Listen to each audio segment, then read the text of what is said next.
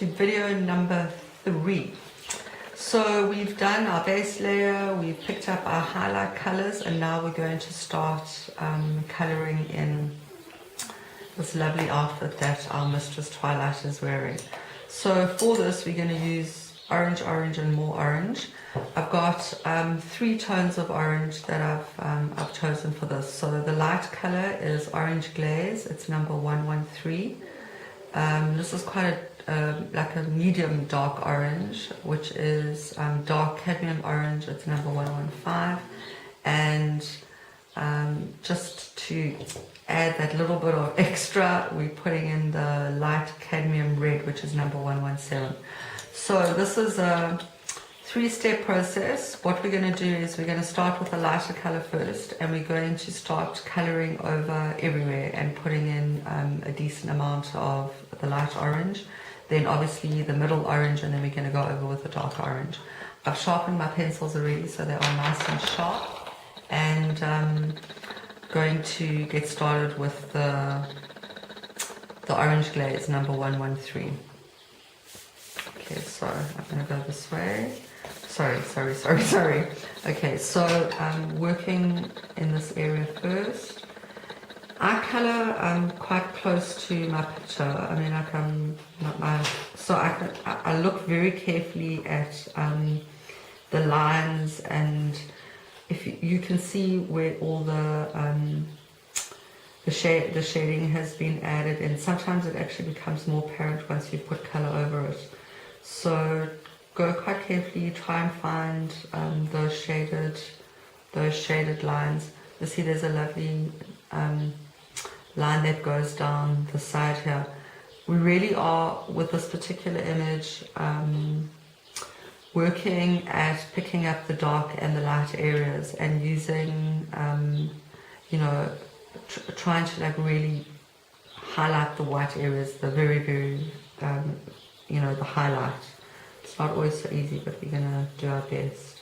So for right now we're putting in our second color. So we've got the lovely yellow as our base, and we're adding in this nice warm yellow now. I mean orange, sorry. Just want to get this so it's also the right angle for you to see what I'm doing. And here where we've added in some aqua just now, I'm just blending the 2 colors nicely together so that you keep that contrast.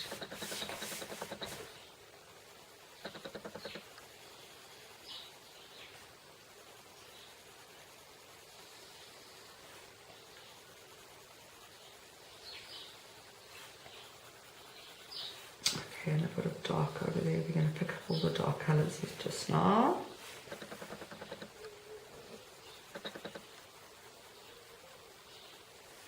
So where the shading is darker, putting more pressure, and then just lifting my hand up as I move away from there. Don't forget the ruffle. So there's lots of space to add color into this ruffle, which is awesome.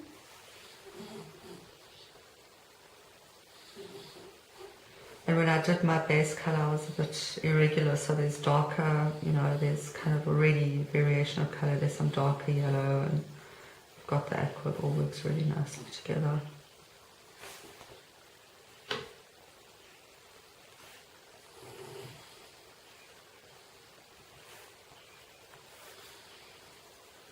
And over all the areas, so where we did 2 shades of yellow, so we're going over both now.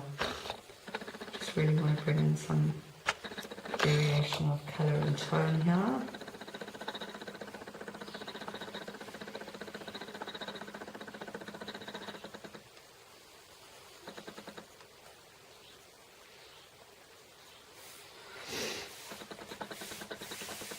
Okay, I hope that doesn't.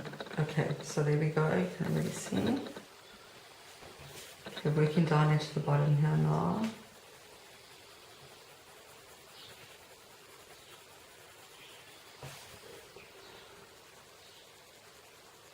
Just finding the areas where there's very little of the contrast right now.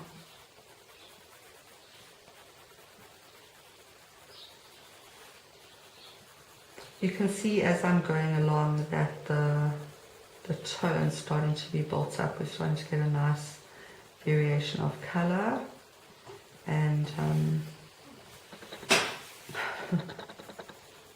funny angle for me. I move my page a lot when I colour. I'm trying to not do it too much so that it doesn't blur the camera, or sometimes I go too fast for the camera even.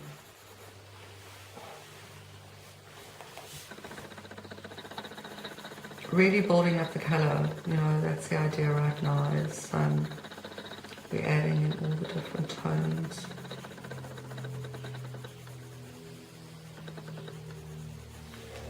The thing also with colouring is that on the page, is that there's sometimes only so much colour a page, you know, the paper can take. That's why I also quite like colouring on heavier grade paper.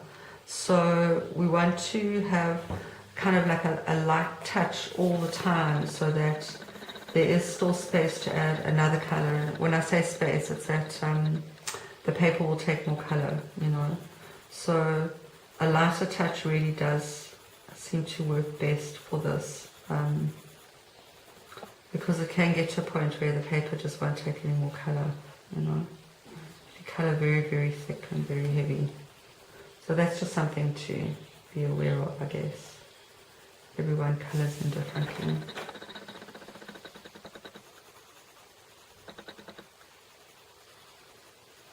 I think that's starting to look quite nice, yeah? Okay, great.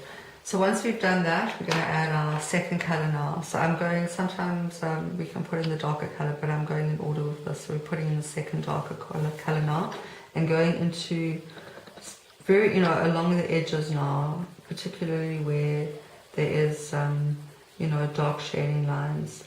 Starting to really focus on that.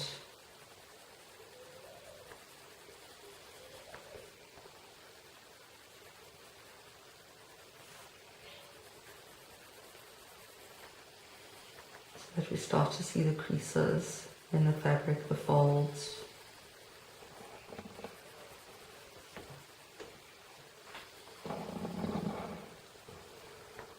Picking up the shadow.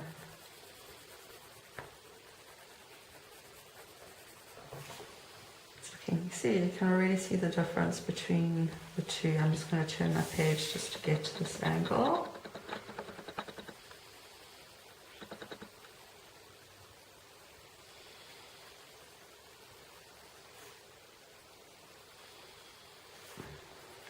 And sometimes I hold my breath. I can fake I'm aware that I'm going to get it right or get it wrong. Keep breathing. Okay, there we go.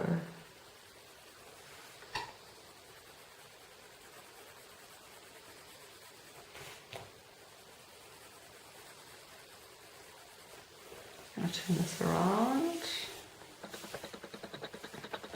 It's looking great. Makes such a difference, you know, as you start to add in the different colours. This is a nice colour to really pick up on the ruffle, on the edge of the ruffle here. Start filling in the spaces. It's also quite nice because you can go dark with it. Pick up some of those dark areas.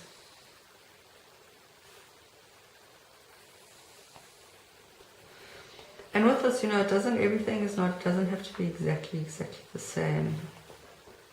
You're really going for an effect that is similar but different, you know. It's things don't have to look exactly the same. It gives us a lot of freedom. And where the darker lines are, this is really like starting to be the chance now to start working in there and add the colour in. Putting in that contrast. How's it looking?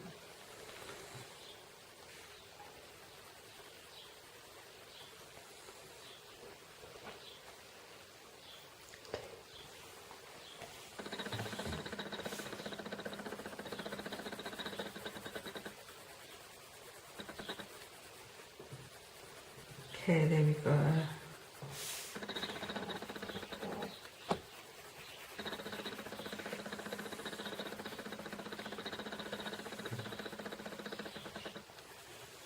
The dark, the contrasts are like what really make the difference.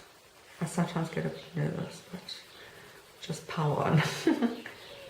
Trust the shading.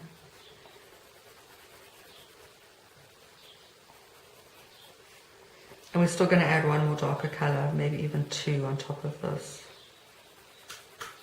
But we're starting to get a very, very nice contrast.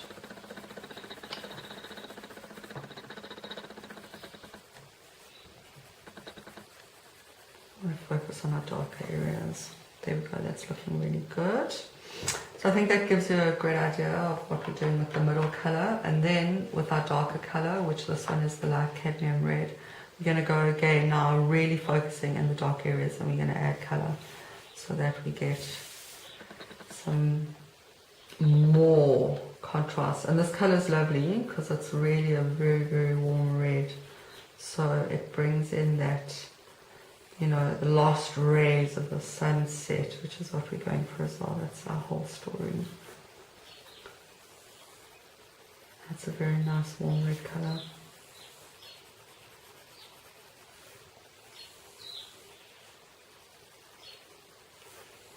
I find that with, you know, with areas where we have, you know, ruffles and things like that, that what really does help is you colour in a bit, and then you put your picture a bit away from you and you have a look at it, and then you can start to see how the lines are falling and where you need to go lighter and darker. So I suggest that you do that. You know, you don't need to rush. You can have a look at it and you can see, oh yeah, a bit more here, dark, or a bit less there. And you'll see that your eye will actually start to understand what it is that you're trying to achieve with the shadows and how the lines are falling.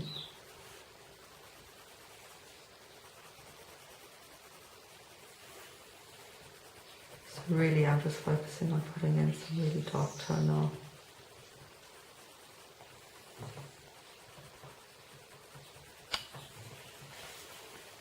Turn this. Angle is really important, I find.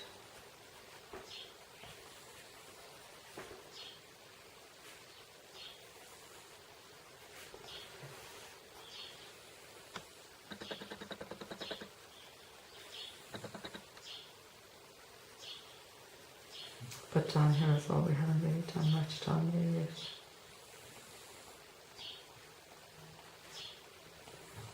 A sketch piece.